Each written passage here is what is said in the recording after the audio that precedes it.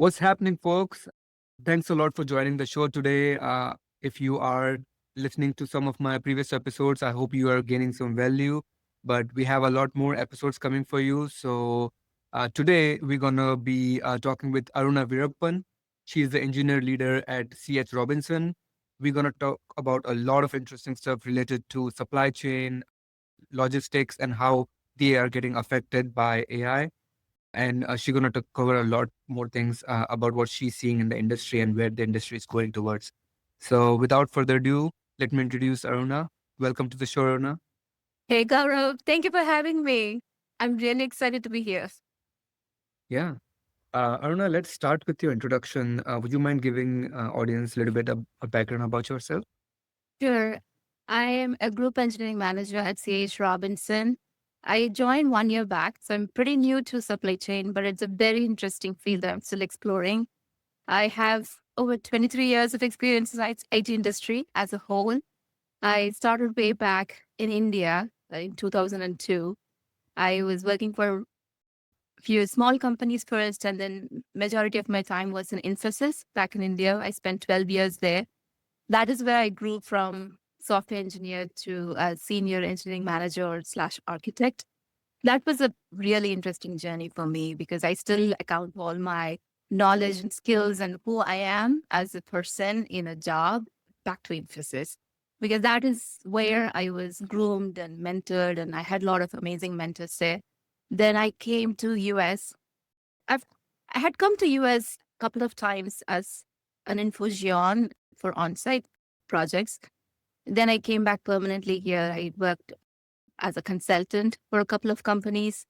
Then I worked for Amazon and then Teradata. I worked with DocuSign. Then now I landed on CH Robinson. So I've had a long career.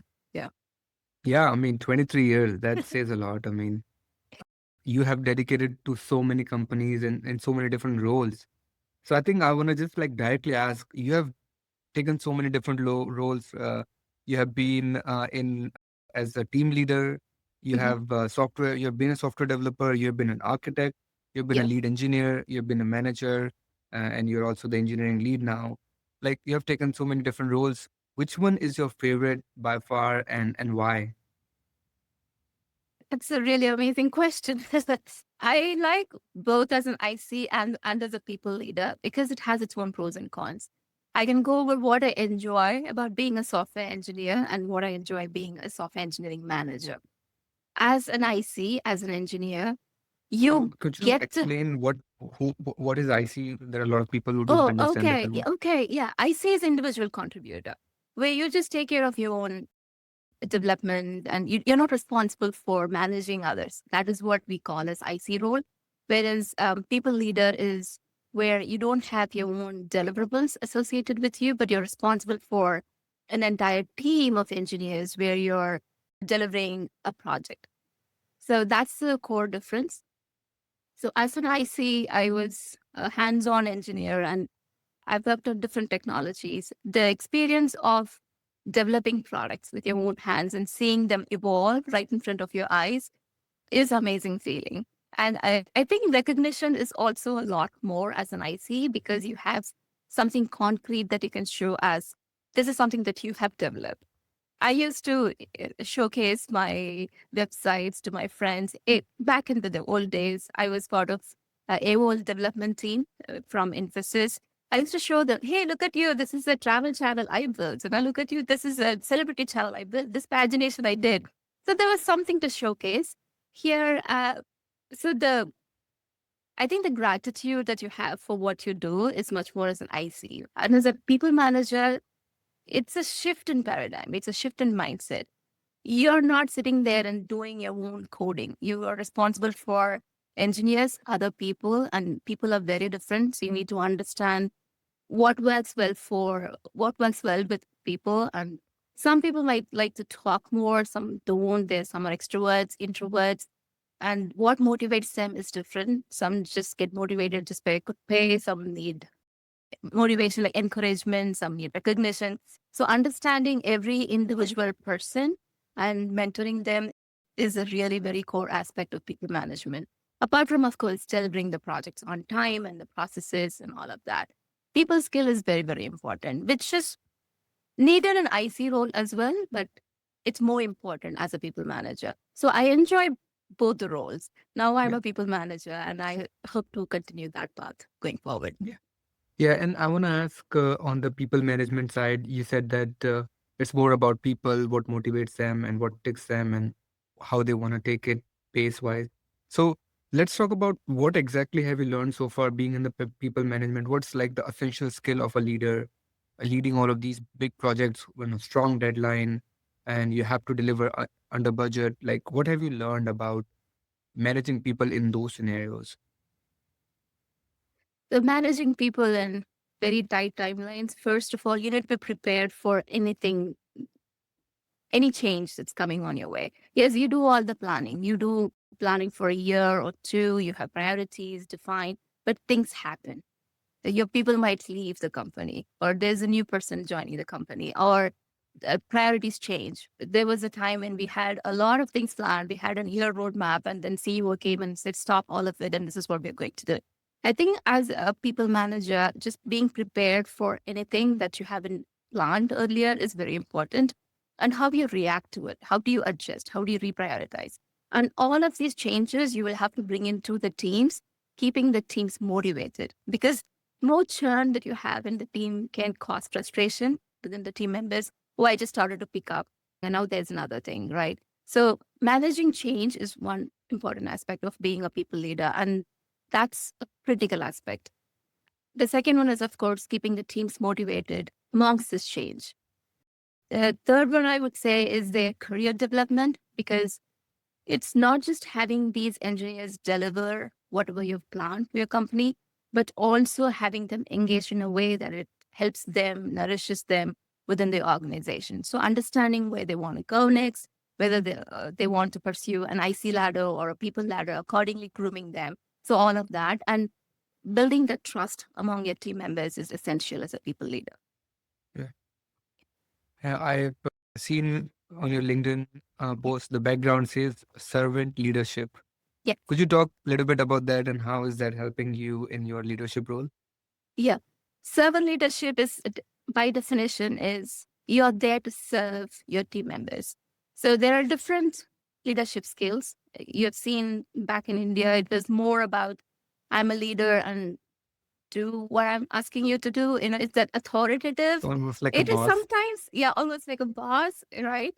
You know, I can tell you one instance where when I was a technology architect there, we used to have on-site meetings. Like there are people who are on site and we interact with them on a day-to-day basis so that it was a service company. So we used to get the work from America and customers, and then we implemented back at offshore and send. So we needed everyday coordination with our on-site coordinators.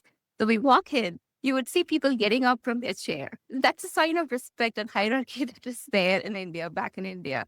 Here, you don't see that. You know, the hierarchy is not there. The servant leadership is the primary goal of being a servant leader is to help the team to unblock their challenges. Because if let's say as an engineer, I'm feeling very frustrated because of the IDE being very slow, or I'm pushing my code to the pipeline and it keeps failing because of flaky tests, or there is a constant requests from external teams as inner sourcing. There's randomization. We call it randomization. So all of this might frustrate the developers. So it's important that you pay attention to what the developers' needs are and you unblock them. So I'm always available for you to access me and ask help from me. Is servant leadership rather than saying, okay, this team is doing the work for me versus I'm here to help my team do their job. That's Mm. the core difference. Wow, that's such an amazing perspective, if you think about it, because yeah, it's basically like the switch. It's very different, Right. almost like a brain power. Right. Kind of like let me help you rather than like you do things for me. Right. Yeah. And so you said that you contribute a lot of your grooming through like Infosys, working at Infosys for such a long time. Um, like what specifically has Infosys helped you groom so much, and like anything about culture that you want to share?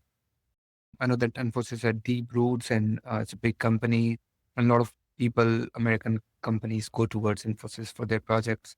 So could you tell a little bit about that? Yeah, that's where I started as a software engineer, right? So from there, my evolution to senior architect was a great journey. I had great mentors. The main aspect that I would bring in with Infosys is service company. So you're not working with one product or one technology for a long time.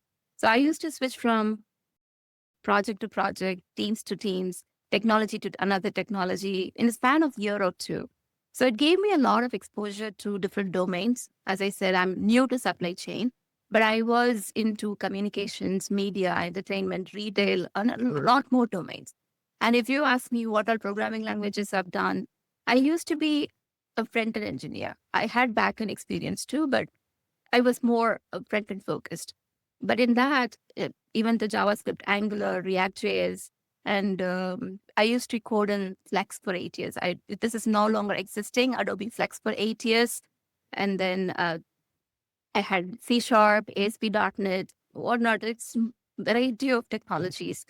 And of course, you're not just working with a single team. Some people who work for Microsoft, I've spoken to, they are in Microsoft for 20 years within the same team. They're just like homegrown. But here you get to experience different teams. We put together new team members every time there's a new client or new project. I think that kind of made me experience different varieties of experiences. And that is what I attribute to the grooming aspect that comes from Infosys to me. Yeah, and it's awesome. I've learned a couple of things about Infosys on the same path is that you're working in so many different industries, Yeah. different areas, and different like domains. You are constantly like learning and adapting to different needs of the client, basically. Right. You also mentioned one of the things I think a software developer or engineer have to go through is like learning different languages. So you talked about like C sharp, Python, Java, or I don't know. You might have mentioned some other, but overall, that was the case. You would say like few years ago, but now with the AI tools that are coming up, like Cursor, or like Replit, or if you want to call it Bolt, there's so many AI tools that have come in, which you can just prompt the IDE, and then it will do the coding for you. What Right. do you say about that as a somebody who's just doing starting off in the software engineering field or in their journey or want to be a coder full time? How should they look at this and kind of plan their future from here? That's a great question. Um, let me go back, time travel and go back my experience as a developer, right? I was coding in vanilla JavaScript. And when I actually came across a framework, I switched to Adobe Flex and I saw a MVC framework that's ready and built in for me. I was very happy because I had to do everything from scratch, right from Hello World, and set up MVC framework and then set all of that. And if you think about it, the coding is two different ways. I mean, I would say there are two different ways of coding. One is actually the chore of coding, where you're getting things set up, like what are these boilerplates, and how do you wire the services, and how do you make sure there's a config file, there is a translation file, and all of that. You're not actually building the logic here. You're not helping any business use case here. But these are just groundwork that you're doing. I always felt, oh, it's just a lot of time that I'm spending on this, but end of day, I don't have any output out of that. And secondly, we used to set up servers on all these IDs. You would see a big document that talks about these are the number of steps that you will have to do to just to even run your application for the first time, just to see the server started. Sometimes it takes days to, and all of that. If you talk about the setting up today, you get a VM, you have Docker, you have images and all of that. You don't have to do anything, right? And even the pipeline insights that you have available, we use Azure DevOps, and it gives you insights on what's going on with your pipeline. And you have debugging tools. AI has debugging tools. We have GitHub Copilot these days that gives you unit test cases. I always thought, oh, I wish there are some certain use cases which are very, very straightforward. I'm just checking an null case. Why would I spend time typing that myself, right? So I'm seeing this as a very, very positive growth where all these chores and the boilerplates and these templates that we all wanted can be generated using generative AI today. And GitHub Copilot is doing a fabulous job of doing that. In fact, me as an engineering leader is enforcing that we have to adapt to these tools.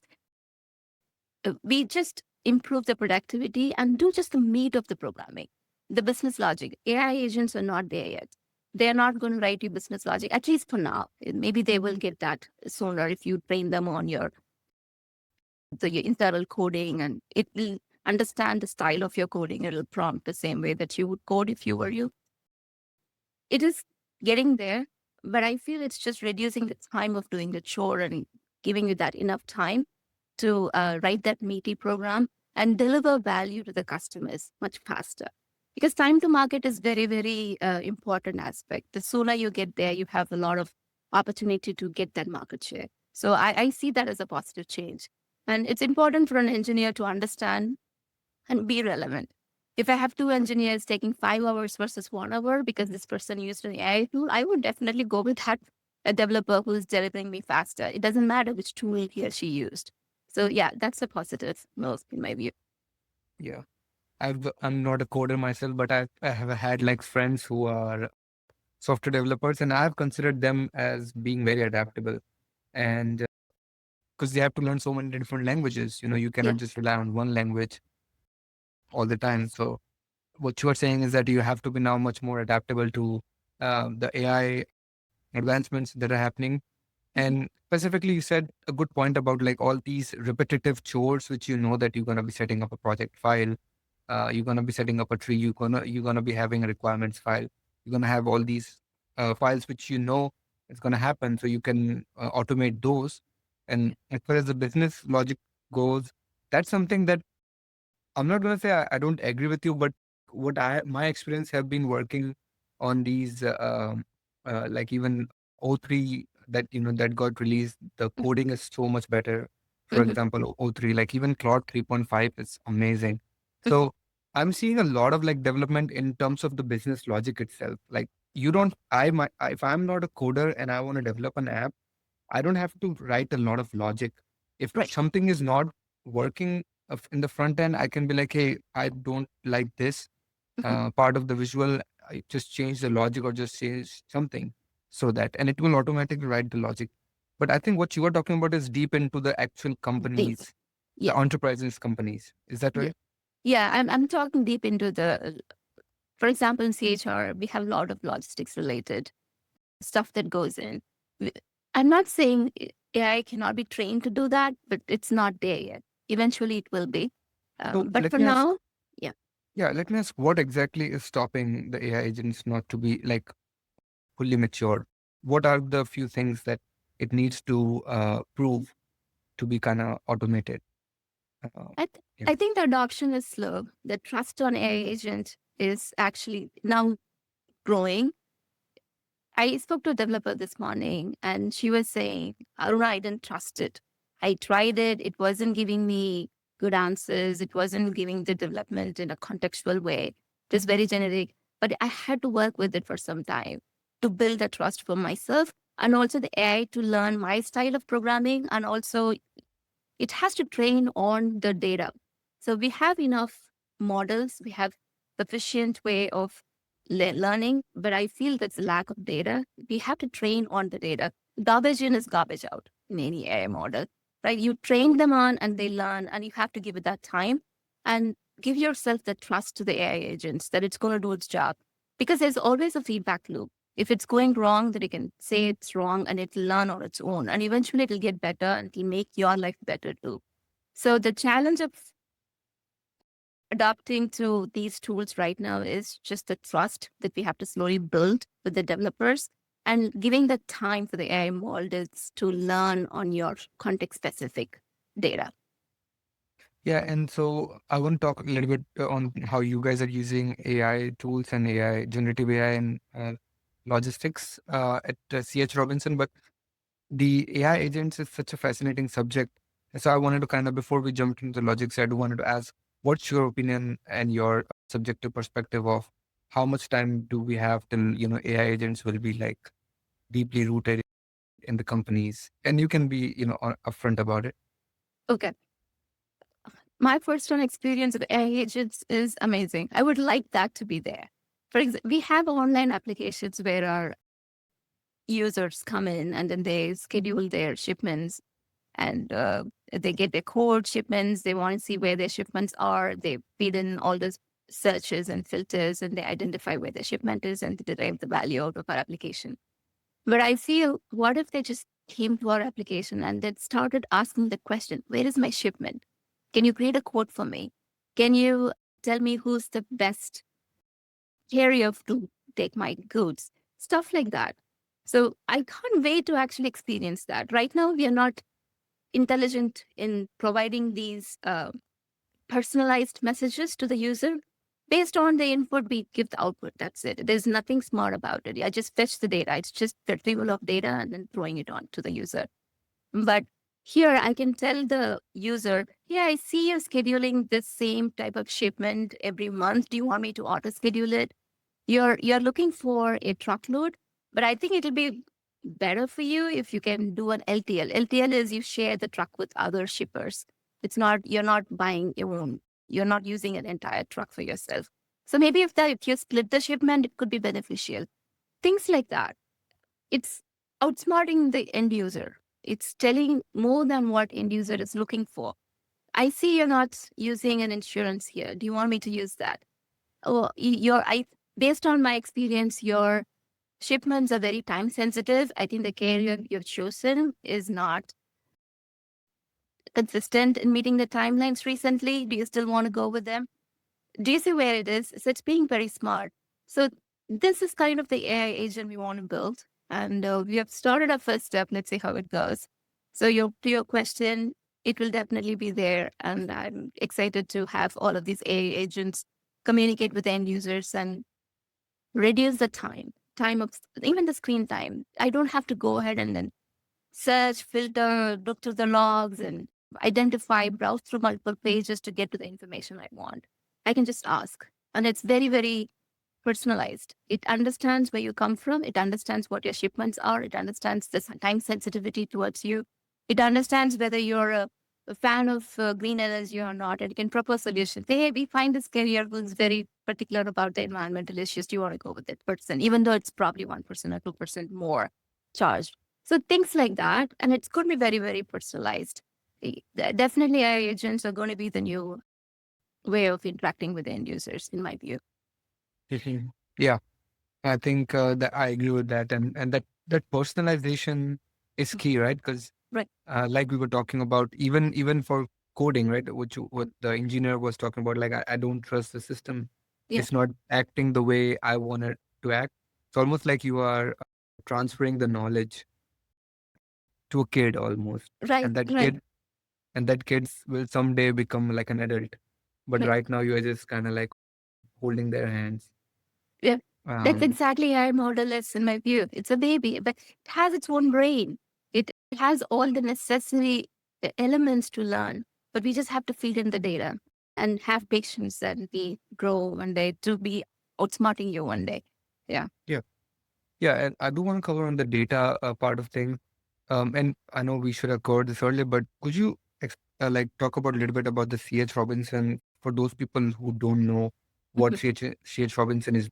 C.H. Robinson is a third party logistics company. It started as a Robinson Fresh, which is like Amazon Fresh. We delivered producers and then eventually got into 3PL, third party logistics, where if they want to, it's a B2B mostly, where if someone wants to send their shipments, they can come to CH Robinson and then we make sure that their shipments are delivered and on time.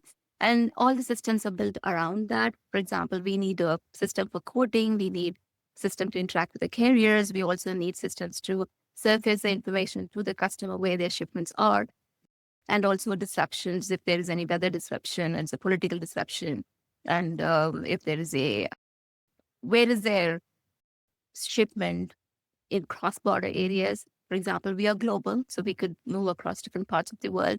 And what about the policies and compliances? So we deal with a lot of these stuff. So essentially, we work with customers who want to ship their products across world. Yeah.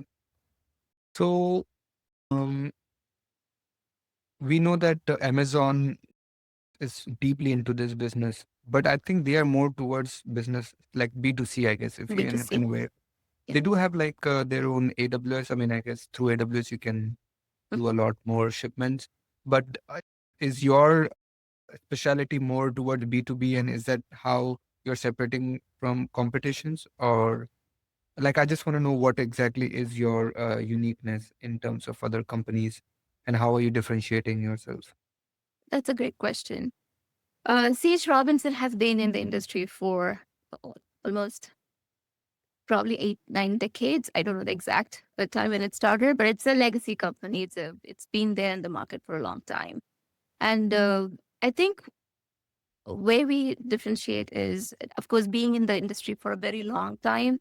uh, C.H. Robinson is a leader in this space, logistics space, and we have a lot of carriers and a lot of volumes that are coming in. And the trust that we built with all the customers over the years, it's still getting continued. And there is a lot of tech focus now. It's even though, but people say, okay, it's a supply chain company, it's not a tech company, but we have a lot of focus on tech. We are moving towards artificial intelligence as a core entity in CHR platforms. I think I would say the differentiator is the deep root within the supply chain industry and the customers trusting us for a very, very long time. That's a big differentiator. And being relevant and empathizing with customers. We move with the customer's needs and we always change, adapt based on what the customer wants. And we have to be agile. We are agile and we are innovating all the time. Yeah. Yeah. Yeah, I think it's very similar to what we earlier were talking about, the AI agents not being Yeah. reliable, not being trustworthy. You cannot use them. So it's almost like the opposite here is what human connection wants, right? We Yeah. all want something which we can rely on Right. time and again, and something which we can adapt to. So seems like CH Robinson has been able to do that over the decades Yeah. of Okay. experience. So seems like what you have also described is that with time you guys have advanced in technologies and have included like a lot of AI based technologies. And seems to me that you guys have been doing a lot of machine learning type work because you guys are so many integrated logistic systems. Is that am I right, or is there specific AI tools that you guys have been working for years, or you're working on now? Yeah, that's another great question because AI is a topic of the hour recently, but AI has been in the business for a very long time. So we use ML to train our models for predictions. For example, I said I'm in the visibility industry, so we have to surface where the shipment is in real time to the end user. If carrier is not sending us an ETA, having a reliable ETA given to the customer is very important. And if we don't have that ETA, maybe the truck is driving at a place where there's no connection. Maybe it's a remote place. In that case, we have artificial intelligence predicting the ETAs and informing the customers. This is your potential ETA. We also predict locations. Even though we don't have the live data of where the truck is, we can predict based on the historical data where the truck might be at this point of time. So there are a lot of predictions that are happening. Recently, we started to use the generative AI. As I said, the AI chatbot that we're building has generative aspect to it. And we also try to automate some of the communications we send to the customers using generative AI, the personalized communications. So that is a new aspect, but predictive AI has been there for a very long time to do the ETA predictions and locations predictions. Yeah, yeah, I agree with you. Like we have made this terminology AI as a hype, but machine learning has been around for a few years. I mean, good, Yeah. more almost a decade or more even. Actually, I should take it back. I was with a guest and he was telling me the history of machine learning, and it dates back way back when when they were talking about supercomputers Yeah. even. And he has been working on machine learning since 2006. So it's like the industry has been around. It's just the term has become fancier, and AI has Yeah. been definitely in everybody's mouth. So what you're saying is that you are using a lot of machine learning that you have been developed for predictions, basically, Yeah. and then a lot of generative AI tools that you're building to have much more like like like FAQs, question and answers type of situations, or is that something else you are also using apart from question and answers for Yeah. user experience? We are planning to use that for notifications too. For Mm. example, if a shipment is delivered, we can inform the customers. If a disruption has happened, then we can inform the customers. We do use pre-planned template now, but the plan going forward is we can generate those emails using generative AI given the context. It will Mhm. be easy because we don't have to make any code changes. We don't have to do any setup. It automatically identify, okay, this is a situation and this is the user it is sending to. It can personalize the message and send it. Yeah. And so you have been in the supply chain industry now, logistics industry. What have you seen one of the biggest challenges in the industry been so far? I think the major challenge, which I think the supply chain industry faces, is things that are out of your control, like disruptions. If you want to ship something from Florida and there is a hurricane, or if you're shipping something internationally and there is a political situation where a port is closed. And stuff like that is the major concern. And suddenly tariffs are going up by 25%, it'll affect the industry, which is totally out of your control. So things that are out of your control are the major challenges in supply chain world. And things within our control, whether technological change or the product priorities and customer changes, those are manageable in my view. But what happened to California fire, right? So it's something that just happens and it changes people's lives.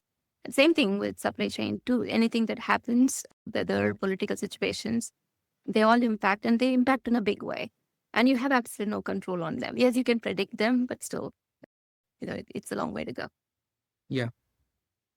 I guess some things like what you mentioned, knowing and factoring in that there's going to be hurricane, there's going to be wildfires. We have known this, right? As human prediction have, if you were think about it, we know that we're going to have wildfire next year. Of course, we don't know when, but there's going to be a case. So, in instances where you know that this, like I'm assuming in your industry, you have to take in a lot of risk factors. And so if for that, what are like some of the plannings that you have to do in the supply chain? Because ultimately end users want their product by hook or crook. So having the transparency, like, hey, you're gonna have some delays, but at the same time, do you guys internally also have some backup options? That's a Um, great question again. Artificial intelligence is helping us in a big way here too. Because it can integrate with weather system, and if it has a prediction of a storm or any other weather situation, it can decide on an alternate route and then take the a shipment in a different route so it doesn't put us in a disruption. These are something that can be predicted. What if a human set a fire and it just spreads? That is unpredictable. If there is a forest fire happening around summer and high heat wave, yes, you can predict and then you can adjust. So there's always a plan B, but what are the triggers? Is it predictable? Is the question. So to your question, yes, we do have plan B, whether it's alternate route or alternate supplier, alternate anything. So we do have plan B for shipments. so let's also talk about I work in construction and we also face a lot of supply chain issues. And I think supply chain issues are global. Right after the COVID, it has become much more. As a company, what have you done to kind of mitigate these supply chain issues don't happen? Of course, the things that you can control. And also, there are instances wherein you need like product like right now, like businesses, right? So business want to build their product right now. They want this missing part right now. So how do you tackle those challenges? Most of our customers, okay, they're not like right now send it customers. So we have annual contracts with them, biannual. So majority of our customers have annual contracts. And we do have small business customers where they come into our application and then they decide when to ship. They are probably small term ones. For something like this where they need it immediately, of course, the cost is going to go high. The earlier you plan is better and you will get a better offer. But if it needs an urgent one, definitely the cost is going to go high. And it needs expedited shipping. And that's a different package in itself. So there are different segments of pricing when it comes to the shipments, depending on how big the shipment is and how quick the shipment is, and of course how long the shipment is. And also the what you're shipping. If it is something very fragile, something that's like perishable, then we need to take care of few other extra items. That is when IoT also comes into picture, where IoTs can decide, like they'll give you the idea of what is the temperature, what's the humidity. Did somebody turn on the light in the truck because of theft related reasons? A shock, they measure all of that. And then they'll send us the anomaly notification. Okay, you know what, this has happened. So you still have an opportunity to fix the temperature or humidity, or if something like the light has happened or a shock, which could be because of an accident, then we have re- immediate response that we can provide for this. So yeah, IoT is helping, and as you said, supply chain is evolving all the time. The needs are always there, and it highly depends on the particular situation, whether it's a long term, short term, what you're shipping. Yeah. You highlighted a really good use case for IoT. I mean, IoT as an industry is growing tremendously itself, and now with the multiplication of AI, it's definitely has got a much more boost. And you highlighted some of the use cases like temperature detection, light detection, shock detection. So, are pretty much most of the products that you are kind of shipping have those, or as in like, is it more like truck wise? Like if you are shipping these products in a one truck, so are you assessing the truck or are you assessing product by product depending on what the product is, type of scenario? And also, where do you see the IoT industry itself going and helping the logistics industry in the future? For me, IoT goes hand in hand with us because it helps us provide real time information. IoT devices are pretty much installed in all the trucks, as far as I know. It gives us the geo coordinates, irrespective of whether you're shipping a fresh produce or not. It gives us location information, which we can surface to the end users. This is where your shipment is currently. Apart from that, then comes the other aspects, what you're shipping, and do they have any temperature, humidity conditions? And based on that, a different type of IoT device will be placed in those trucks, and then they give us that information. Yeah. So it depends on what you're shipping. As far as the IoT devices themselves, what research work has been going on in terms of developing them, making them more advanced for like the future coming up, for the future logistics, basically? Or do you know of any? With respect to transportation, I can go through some of the warehouse related things where it can tell you exactly where the product is in your aisle. That's one thing. It can work with robots and identify where to locate your items. And it can also do inventory management. There are IoTs that have radio frequency enabled IDs that can track when to reorder an item from a warehouse, the stocking. So there are different aspects there with IoT, and it's going to play a major role in entire supply chain. As I said, maintaining the temperature, humidity, and shock and light, that's one aspect. And managing the warehouses, identifying precise location of the products, when to reorder the inventory, that's another, working with robotics. So if your truck is waiting outside, you don't have to be manually going and scanning where the product is. Your robots know exactly where they are, and then they can get it for you. So it's automation space working. And imagine if a warehouse you have strawberry stored and the temperature is rising. IoT is detecting the temperature is outside of the normal range. It can talk to another IoT device, even the thermal, adjusting anything. You can message them, and then either a person can come and adjust the temperature, or the other system can automatically adjust the temperature. So systems to system communication can happen, and without manual interruption, it will be set to the normal temperature again, and your strawberries are not cooked. So that is what I'm looking at. It's more towards sensing and reacting. Your even your auto-driven, self-driven cars, it's an IoT device, right? So it can talk to multiple other devices. I sometimes wonder, I tell my husband, if somebody is speeding up, then it should automatically detect and inform the police, because I am a very rule abiding person. I try not to do anything off the rules, but I see these people like just zooming past me. It's way over the speed limit.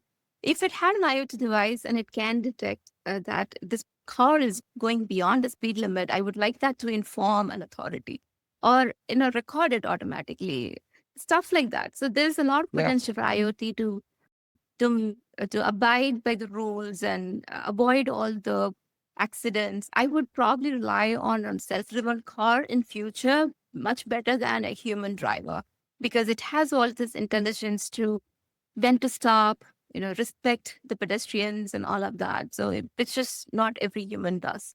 That's why we Yeah. see all these drunken driving accidents and stuff. Yeah, no, I agree. Actually, I would rely on self-driving cars even than my driving. The thing is, the self-driving cars you can control. You can Yeah, control a lot of it. You can make it standardized, as well as you can give it certain rules that it can go by, and then no matter what, how much urgent you are, yeah, you will have to stick by that rule, and that's really good for the government. So government should definitely look into making that automated and control it. I right. know that there is a country in Europe where this is implemented, where they have a speed band restriction, so the Mhm. car automatically will not go above this speed limit. Nice. Yeah. And I forgot the name of the country, but yes, it's already happening, and it's gonna be happening, like you said. And if not, if even if there is no speed ban restrictions on the gas itself, you can, like you said, you can call the police, or you can just like note it with the advanced cameras. Yeah. Uh, but- so you mentioned a little bit about the warehouses and the robotics. And if in your company, do you guys manage a lot of warehouses, and do you guys implement like robotics in them? That's a great question. I learned it yesterday. I was thinking we are only doing the logistics.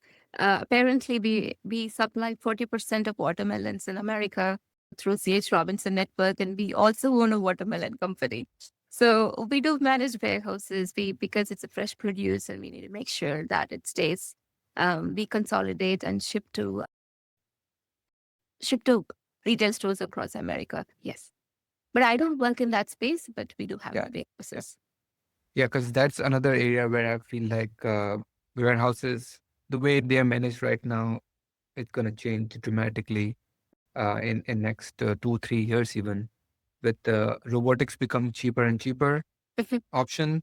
And if you combine it with IoT, like you said, some of the advanced cameras, you like, it's a no-brainer that you're gonna be managing the complete warehouse with the help of only 2 or 3 people. You Right. know, Yeah. so Even your construction industry, it can be done by machines, right? Robots can build, and IoT sensors can tell you.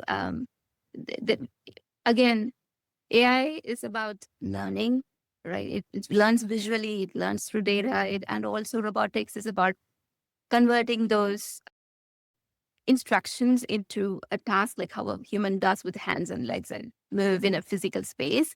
So all of them coordinated, we have a lot of opportunity. When yeah, construction stuff are automated, there are 3D homes that can be made in this outside of the actual space, and they can be transported, and it'll transported. bring down the cost of homes, because you don't have to have those physical space for building an entire home right there and all the people involved right there. So you can automate half of it at least, 3D homes, and then you can ship them. There are a lot of things going on in different industries.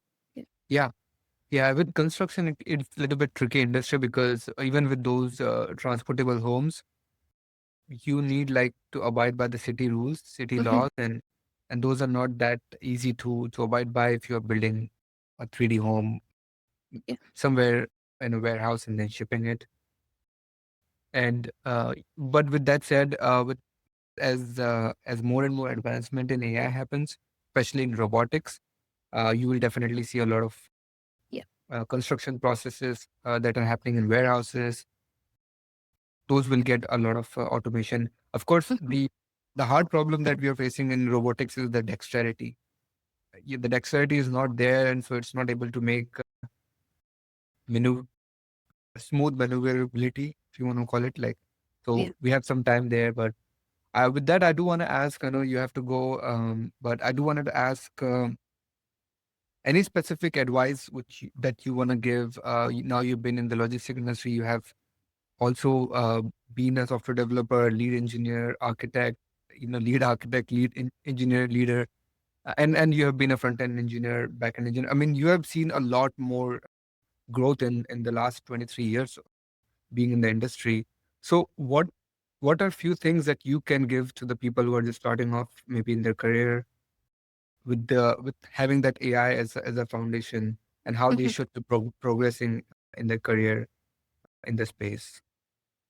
My one advice would be always stay relevant, stay curious, because the technology that I was working on is no longer existing. Nobody knows what Adobe Flex is, and nobody develops the applications the same way as I did 23 years back from starting from that Hello World program all by myself.